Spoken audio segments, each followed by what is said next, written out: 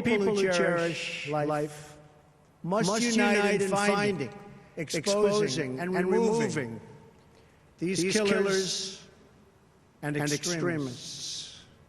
And yes, losers. They are losers. Wherever they exist in our societies, we must drive them out and never, ever let them back in. This call for driving out terrorism is a message I took to a historic gathering of Arab and Muslim leaders across the region, hosted by Saudi Arabia. There I spent much time with King Solomon, a wise man who wants to see things get much better rapidly. The leaders of the Middle East have agreed at this unprecedented meeting to stop funding the radical ideology that leads to this horrible terrorism all over the globe. My travels and meetings have given me renewed hope that nations of many faiths can unite to defeat terrorism, a common threat to all of humanity. Terrorism must be stopped in its tracks, or the horror you saw in Manchester and so many other places will continue forever. You have thousands and thousands of people pouring into our various countries and spreading throughout. And in many cases, we have no idea who they are. We must be tough, we must be strong, and we must be vigilant. The NATO of the future must include a great focus on terrorism and immigration, as well as threats from Russia and on NATO's eastern and southern borders. These grave security concerns are the same reason that I have been very direct with Secretary Stoltenberg and members of the alliance in saying that NATO members must finally contribute their fair share and meet their financial obligations. But 23 of the 28 member nations are still not paying what they should be paying and what they're supposed to be paying for their defense. This is not fair to the people and taxpayers in the United States. And many of these nations owe massive amounts of money from past years and not paying in those past years. Over the last 8 years, the United States spent more on defense than all other NATO countries combined.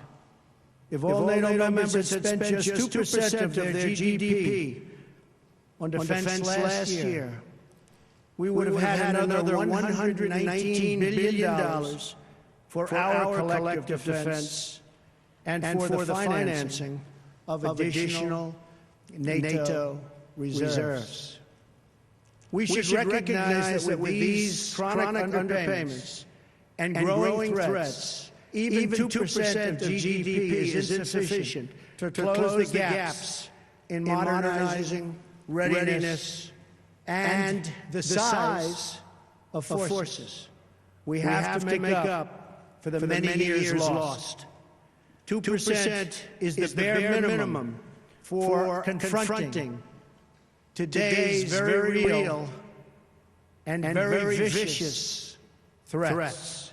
If NATO countries made their full and complete contributions, then NATO would be even stronger than it is today, especially from the threat of terrorism.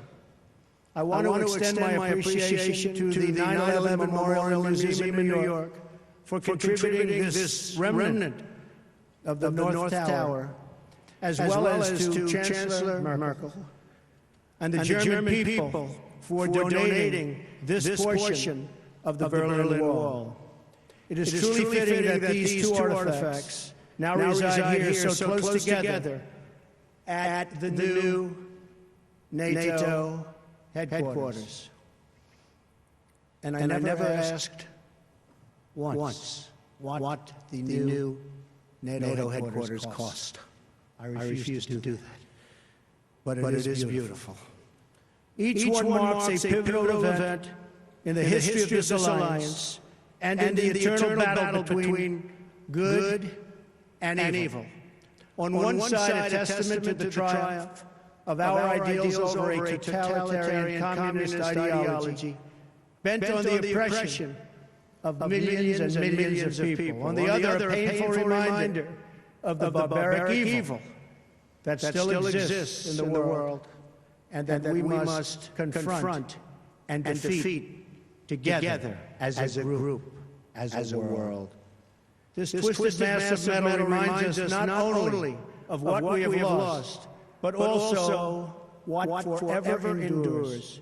The courage of our people, the strength of our resolve, and the commitments that bind us together as one.